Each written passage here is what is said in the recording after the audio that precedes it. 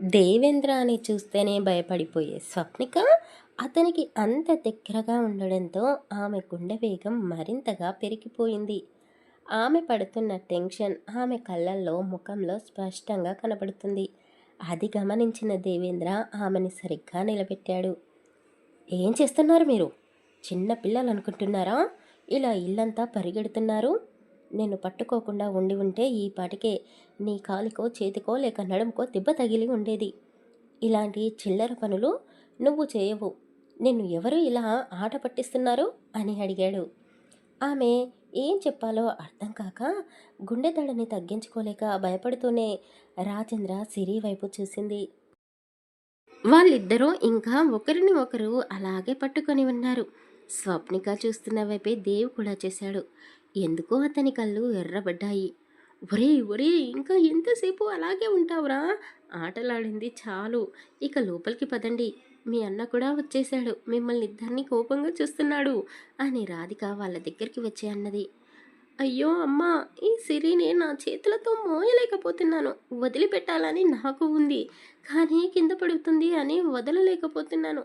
నా నడుం పట్టేసింది, అయ్య బాబోయ్ అని గట్టిగా అన్నాడు. రాజ్ నొప్పితో ఫేస్ని అనేక యాంగిల్స్గా మార్చి మార్చి పెడుతున్నాడు. అది చూసి సిరి నవ్వుని ఆపుకోలేక ఒక్కసారిగా గట్టిగా నవ్వేసింది. నడుము పట్టుకుంది అన్న నొప్పి కంటే సిరి నవ్వింది అన్న బాధ ఎక్కువైపోయింది రాజ్కి. ఆమెని అలాగే వదిలేశాడు. అయ్య బాబోయ్ అని సిరి దెబ్బ తగలకపోయినా గట్టిగా అరిచి గోల చేసింది. ఒరే, ఎందుకురా అమ్మాయిని అలా వదిలేశావు అని రాధిక అంటూనే ఉంది. శ్రీరామ్ వాళ్ళ దగ్గరికి వచ్చి ముందుగా సిరిని పైకి లేపాడు. అయ్యో అంటూ స్వప్నిక వాళ్ళ దగ్గరికి వెళ్ళింది. దేవ్ మాత్రం ఎర్రబుడ్డ కళ్ళతో అదంతా చూస్తూనే ఉన్నాడు. రాజు నొప్పితో తల్లాడిపోతున్నాడు. కానీ స్వప్న కళ్ళల్లో కన్నీళ్లు వచ్చి చేరాయి. అయ్యో బావా, చాలా నొప్పిగా ఉందా? హాస్పిటల్కి వెళ్దామా అని బాధాకరమైన గొంతుతో అడిగింది. వాళ్ళిద్దరి మధ్య ఉన్న కెమిస్ట్రీ ఏమిటో సిరి పసిగట్టేసింది. వీళ్ళు సైలెంట్ ప్రేమికులా అని మనసులోనే అనుకుంది. అయ్యో అంకుల్, ఆంటీ, మీరు కాస్త పక్కకు జరగండి. మరీ అంత సీరియస్గా మీ కొడుకు గారికి ఏమీ జరగలేదు, నేను సరిచేస్తాను అంటూ ఆమెకు తెలిసిన నాటు వైద్యం ఏదో చేసి రాజు నడుముని సరిచేసింది. అతనికి నొప్పి తగ్గిపోవడంతో రాజేంద్ర స్వప్నకి థ్యాంక్స్ చెప్పాడు. అదేంటి, నీ నొప్పిని మాయం చేసింది నేనైతే నాకు థ్యాంక్స్ చెప్పకుండా తనకి చెప్తున్నావేంటి అని సిరి అడిగింది. ఎందుకంటే నాకంటే ఎక్కువగా స్వప్న నా నొప్పిని భరించింది కాబట్టి. అయినా నాకు ఈ పరిస్థితి రావడానికి కారణం నువ్వే కదా. నువ్వే ప్రాబ్లంని సాల్వ్ చేసావు. ఇక నీకు థ్యాంక్స్, సారీ అనే పదాలు ఎందుకు చెప్పు అని అన్నాడు. అయ్యో పాపమని నీకు హెల్ప్ చేశాను చూడు, నిజంగా నాకు బుద్ధి లేదు అని సిరి అన్నది. రాజేంద్ర వాళ్ళ పేరెంట్స్ సరదాగా నవ్వుతూ, వాడి మాటలకేం లేమ్మా, నీకు ఇలాంటి చిట్కాలు కూడా తెలుసా అని శ్రీరామ్ రాధిక అడిగారు. తెలుసు, మా ఊరిలో ఇలాంటివి ఎన్నో ఎన్నో చూశాను అని చెప్పింది. అదంతా గమనించిన ఆ ముసలి వాళ్ళకి మెడ నొప్పులు, మోకాళ్ళ నొప్పులు, భుజాల నొప్పులు అన్నీ గుర్తుకు వచ్చాయి. ఎందుకంటే వాళ్ళు డాక్టర్స్ ఇచ్చే మెడిసిన్స్ రోజు మింగలేకపోతున్నారు. ఇక ఈ సిరితో నాటు వైద్యం చేయించుకుంటే నొప్పులన్నీ శాశ్వతంగా దూరమైపోతాయి అని అనుకున్నారు. సిరి ఇంట్లో అందరితో చాలా బాగా కలిసిపోయింది. దేవ్కి అది నచ్చడం లేదు. దేవేంద్ర రావడంతో నైట్ అందరూ భోజనాలు చేసిన తర్వాత సిరి దేవేంద్ర గదిలోకి వెళ్ళింది. నేను నా బుక్స్ తీసుకుని రమ్మని చెప్పాను కదా, అలాగే నా లగేజ్ కూడా తీసుకురమ్మన్నాను కదా, ఎందుకు తీసుకురాలేదు అని అడిగింది. అతను ఫైల్స్ చూస్తూ ఆమె వైపు చూడకుండా, ఎలాంటి సమాధానం చెప్పకుండా అతని పని అతను చేసుకుంటూ పోతున్నాడు. సిరి ఎంత గడుసుదో అతనికి తెలీదు. ఆమెని అతను అలా పట్టించుకోకుండా ఉండడంతో సిరికి కోపం వచ్చింది. అతని ముందున్న ఫైల్స్ని కోపంగా లాగేసుకుంది. ఏయ్, ఏం చేస్తున్నావు? అవి ఎంత ఇంపార్టెంట్ ఫైల్సో నీకేమైనా తెలుసా? ఒక్క పేపర్ మిస్ అయినా కోట్లలో నష్టం వస్తుంది. మట్టి పిసుక్కునే నీకు ఈ పేపర్స్ విలువ ఏం తెలుసు అని కాస్త గట్టిగానే అరుస్తూ అన్నాడు. అతను అంత గట్టిగా అరుస్తాడు అని ఊహించని సిరి ఒక షాక్లో ఉండిపోయింది. ఆమె చేతుల నుండి ఆ ఫైల్స్ అన్నీ లాగేసుకొని మళ్ళీ అతని పనిలో మునిగిపోయాడు. ఇక అక్కడే ఉండలేక సిరి మౌనంగా ఆ గదిలో నుండి బయటికి వచ్చింది. ప్రభావతి, మంగమ్మ ఇద్దరూ హాల్లోనే ఉన్నారు. మనవడి గదిలో నుండి వచ్చిన అరుపులు విని నవ్వుకున్నారు.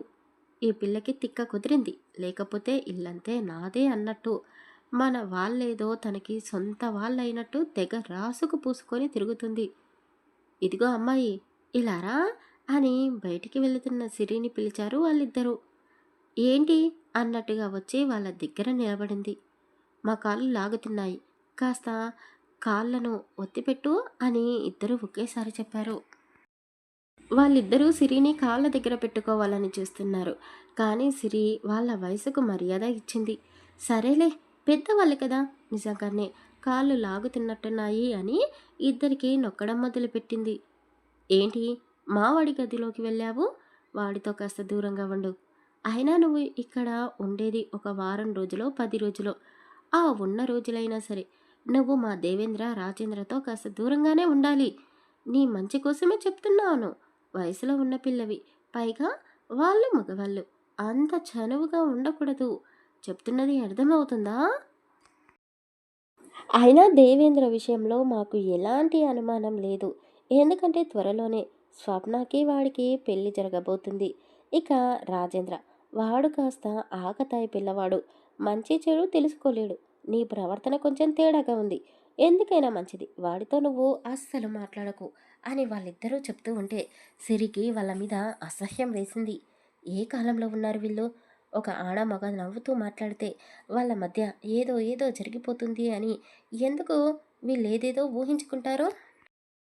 సిరి మౌనంగా ఉంది. ఏంటి, ఏమీ మాట్లాడకుండా ఉన్నావు? మేము చెప్పింది అర్థమైందా అని ఇద్దరూ ఒకేసారి అడిగారు. నాకేమీ చౌడు లేదు, మీరు చెప్పింది వినబడింది. కానీ నేను ఇక్కడికి చుట్టపు చూపుగానో నా ఇష్టంతోనో మీ ఇంట్లో ఉండడానికి రాలేదు. మీ మనవడు బలవంతంగా నన్ను ఇక్కడికి లాక్కొని వచ్చాడు. ఒక అమ్మాయిని అలా బలవంతంగా తీసుకొని రావద్దు అని మీరు మీ మనవడికి చెప్పలేదా? పైగా నన్ను ఇక్కడికి తీసుకొని వచ్చిన రోజు మీరేమన్నారు? మీ గదిలోకి తీసుకొని వెళ్ళి దీని పొగరు నీ మగతనంతో అణిచివేరా అని చెప్పారు. మరి అప్పుడు గుర్తుకు రాలేదా మీ మనవరాలు స్వప్నికకి నీ మనవడికి పెళ్లి జరగబోతుంది అని? ఒక్క విషయం అడుగుతాను, నిజం చెప్పండి. మీకు మీ ఇద్దరు మనవళ్ళు అన్నా, మీ మనవరాలు స్వప్నిక అన్నా ప్రేమ కారిపోతుంది కదా? మరి నా స్థానంలో మీ మనవరాలు ఉంటే మీరు ఏం చేసేవాళ్ళు అని సిరిగి అడిగింది. ఆ ప్రశ్న వాళ్ళకి నచ్చలేదు. ఎంత పొగరే నీకు, నీకు మా స్వప్నకి పోలికేంటి అని సిరి చెంపపైన ప్రభావతి చేయి చేసుకుంది. ఫోర్స్గానే కొట్టడంతో సిరి అలాగే కింద పడబోయి పక్కనే ఉన్న టేబుల్కి ఆమె తల తగిలింది. సిరి తలకి గట్టిగానే దెబ్బ తగిలింది. రక్తం ఆగకుండా కారుతూనే ఉంది. ఆమె చీర కొంగుతో గాయాన్ని ఒత్తి పట్టుకుంది. అయ్యయ్యో, ఏం చేశావే, ఇప్పుడు శ్రీరామ్కి తెలిస్తే మనిద్దరిని తిడతాడు అని మంగమ్మ సిరి రక్తాన్ని చూసి కంగారు పడుతూ అన్నది. హాల్లోనే శ్రీరామ్, రాధిక గది ఉంటుంది కాబట్టి వీళ్ళ మాటలు వాళ్ళ గదిలోకి వినబడ్డాయి. ఏం జరిగిందా అని ముందు రాధిక బయటికి వచ్చి చూసింది. వయసులో ఉన్న పిల్ల, పైగా బలంగా ఉంది. చిన్న దెబ్బ తగిలిన రక్తం వరదలా కారిపోతూ ఉంటుంది అలాంటి వాళ్ళకి. ఇక సిరి కూడా బలంగానే ఉంటుంది కదా. తగిలిన దెబ్బ కొంచెమే అయినా రక్తం మాత్రం ఆగకుండా కారుతూనే ఉంది. ఆ రక్తపు మడుగును చూసి రాధిక శ్రీరామ్ని బయటికి పిలిచింది. వెంటనే రాధిక, శ్రీరామ్, సిరిని హాస్పిటల్కి తీసుకొని వెళ్ళారు. దేవ్ వర్క్ అంతా కంప్లీట్ చేసుకొని ఏదో ఆలోచిస్తూ ఉన్న అతనికి సడన్గా సిరి గుర్తుకు వచ్చింది. తన మీద అనవసరంగా అరిచాను. ఏం చేస్తుందో, బాధపడుతుందా? ఇప్పుడు ఏ గదిలో ఉంది? తనకి సపరేట్గా ఒక గది ఏర్పాటు చేశారా, లేక స్వప్న గదిలో ఉందా అని మనసులోనే అనుకుంటూ అతని గదిలో నుండి బయటికి వచ్చాడు. పని వాళ్ళు ఇల్లంతా మాప్ పెడుతున్నారు. ఏంటి ఈ టైంలో క్లీన్ చేస్తున్నారు అని దేవ్ అడిగాడు. స్వప్నిక, ఏం జరిగింది అని గట్టిగా అడిగేసరికి ఆమె భయపడిపోయింది. అది అది బావా, ఏం జరిగిందంటే అని జరిగింది మొత్తం చెప్పేసరికి దేవేంద్ర కోపంగా అమ్మమ్మ, నానమ్మ వైపు చూశాడు. మీకు అసలు బుద్ధుందా? ఆ అమ్మాయికి ఏమైనా జరిగితే వాళ్ళ ఫ్యామిలీకి ఎవరు సమాధానం చెప్తారో? ఇప్పటి నుండి మీ ఇద్దరు ఆ అమ్మాయి జోలికి వెళ్ళకండి. ఈ అమ్మాయి ఇక్కడ సేఫ్‌గా ప్రాణాలతో ఉంటేనే కదా నేను చేయవలసిన పనిని పూర్తి చేసేది అని కాస్త కోపంగానే వాళ్ళిద్దరితో చెప్పాడు. అప్పుడే హాస్పిటల్‌కి వెళ్ళిన వాళ్ళు తిరిగి ఇంటికి వచ్చారు. సిరి తలకి కట్టు కట్టి ఉంది. రాధిక ఆమెని నడిపించుకుంటూ లోపలికి తీసుకొని వచ్చింది. సిరి చీర మొత్తం రక్తపు మరకలు. అది చూసి దేవ్ కళ్ళలో మొదటిసారి కన్నీళ్లు వచ్చి చేరాయి. శ్రీరామ్ కొడుకు ముందు నిలబడి, "ఏం చేస్తున్నావురా? ఆ అమ్మాయిని ఎందుకు తీసుకొని వచ్చావో చెప్పవు. అసలు తనకి మనకి ఏం గొడవలు ఉన్నాయో నాకు తెలీదు. కానీ ఈరోజు మన ఇంట్లో ఒక అమాయకురాలైన అమ్మాయి రక్తాన్ని కళ్ళ చూశాను. ఇంకా ఏం చూడాలి? వద్దురా. నువ్వు ఎందుకు ఆ అమ్మాయి కుటుంబంపై పగ పెంచుకున్నావో అర్థం కావడం లేదు. వాళ్ళకి ఈ విషయం తెలిస్తే ఊరుకుంటారా? ఆడపిల్ల అంటే ఏ తల్లిదండ్రులకైనా గౌరవమేరా. వాళ్ళ గౌరవాన్ని ఇలా మన ఇంట్లో బంధించడం పద్ధతి కాదు. సిరిని వాళ్ళ ఇంటికి పంపించేసేయ్ అని అతను కాస్త బాధాకరమైన గొంతుతో చెప్పాడు. సిరి రెస్ట్ తీసుకోవడానికి దేవ్ పక్క గదిని ఏర్పాటు చేశారు. సిరి కాస్త ఫ్రెష్ అయ్యి ఆ చీరని మార్చుకొని ఆమె డ్రెస్ని వేసుకుంది. పాపం ఆంటీ ఫీల్ అవుతున్నట్టుంది. ఈ చీర వాళ్ళ అన్నయ్య గిఫ్ట్గా ఇచ్చాడు అని ఎంతో జాగ్రత్తగా దాచిపెట్టుకుంది. ఇప్పుడు నా వల్ల ఈ చీరకు మరకలు పడ్డాయి అని సిరి మనసులోనే అనుకుంటూ ఉండగా డోర్ తీసుకొని ఆమె దగ్గరికి దేవ్ వచ్చాడు. కొద్దిసేపు ఇద్దరి మధ్య మౌనం. దేవేంద్ర గొంతు సరిచేసుకున్నాడు. సారీ, నా ఫ్యామిలీ వాళ్ళ వల్ల నీకు ఈరోజు దెబ్బ తగిలింది. అందుకు సారీ అని చిన్నగా చెప్పాడు. ఇందాక నా గదిలోకి వచ్చినప్పుడు కూడా నేను అనవసరంగా నీ మీద కోప్పడ్డాను. అందుకు కూడా సారీ. అప్పుడే నేను నీకు నీ బుక్స్ ఇచ్చి ఉంటే నువ్వు హాయిగా చదువుకుంటూ కూర్చునే దానివేమో. మా అమ్మమ్మ నాన్నమ్మ దగ్గరికి వెళ్ళేదానివి కాదు. అక్కడికి వెళ్ళినందుకే కదా వాళ్ళు ఇలా నీ మీద చేయి చేసుకున్నది.